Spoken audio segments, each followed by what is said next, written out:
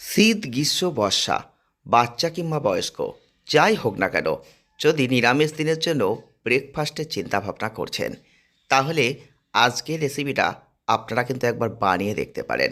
কারণ ব্রেকফাস্টের জন্য খুব গুরুত্বপূর্ণ এই রেসিপিটা প্রত্যেকের মন জয় করার জন্য সত্যিই গুরুত্বপূর্ণ। তো আজকের ভিডিওটা দেরি না করে পুরোটাই দেখুন, আপনারাই বুঝতে পারবেন। চলুন।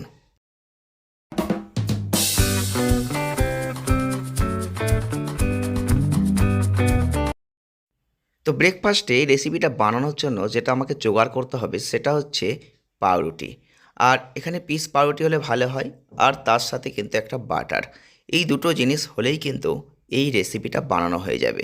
আর এটা বাচ্চাদের মন জয় করার জন্য যেমন গুরুত্বপূর্ণ, তেমন ব্রেকফাস্টে চায়ের সাথে খাওয়ার জন্যও গুরুত্বপূর্ণ, বা টিফিন হিসেবে যদি কাউকে দিতে হয় তাতেও কিন্তু এই রেসিপিটার জুড়ি মেলা ভার। তাই আজকের রেসিপিটা এড়িয়ে না গিয়ে অবশ্যই দেখুন। খুব অল্প সময়ে নিরামিষ দিনের জন্য এত সুন্দর রেসিপি ব্রেকফাস্টে হয়তো আর হয় না। তো কি করতে হবে দেখতেই পাচ্ছেন, এই রকম একটা সেট এনে নিতে হবে। তো বাটার, আর এদিকে পাউরুটি, আর এদিকে একটু অল্প করে চিনির গুঁড়ো। চিনিটা কিন্তু অপশনাল, আপনি ব্যবহার করতেও পারেন, নাও করতে পারেন। এবারে তাওয়ায় চাপিয়ে দিয়েছি, এটা আপনি সসপ্যানে করতে পারেন। তো আমি এখানে তাওয়াইতে দেখাচ্ছি। এবার অল্প একটু বাটার প্রথমে কিন্তু তাওয়াইতে আমি মাখিয়ে দিলাম। তারপর এক পিস পাউরুটি তার উপর দিয়ে দিলাম। এবার একটুখানি গরম করে নিচ্ছি। তো গরম করে নিয়ে এক পিঠ উল্টে দিলাম।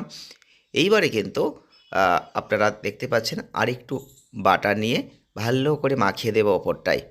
তো এইভাবে কিন্তু ভালো করে মাখিয়ে দিতে হবে। আপনি যেরকম বাটার চাইবেন সেরকম স্বাদ পাবেন, সেরকমই আপনি দেবেন, তাতে কোনো সমস্যা নেই। তো এখানে অল্প করে একটু বাটার প্রথমে কিন্তু আমি এখানে আরেকবার মাখিয়ে দিচ্ছি। তো মাখিয়ে দেওয়ার পর আরেকবার উল্টে দিলাম।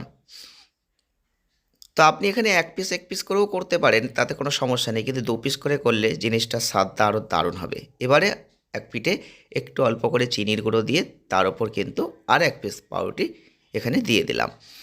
তো এবারে ভালো করে একটুখানি বাটার দিয়ে মাখিয়ে দেব। তারপর ভালো করে এটাকে 2 পিঠ ভেজে নেব।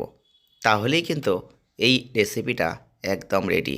নিরামিষ দিনের জন্য ব্রেকফাস্ট কিংবা চা, বা আপনার বাড়িতে হঠাৎ করে কেউ এসে গেল, আপনি যদি এই দুটো জিনিস ঘরে রাখেন, তাহলে সেই মুহূর্তে তাকে কিছু বানিয়ে দেওয়ার জন্য অল্প সময়ের মধ্যে এটাই কিন্তু মক্ষম।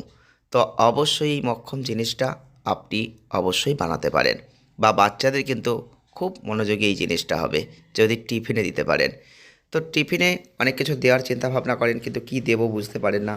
তো এই জিনিসটা যদি দেন, বাচ্চাদের যেমন ভালো লাগবে, তেমন তার স্বাস্থ্যের ক্ষেত্রেও খুব একটা ক্ষতিকারক কিন্তু হবে না।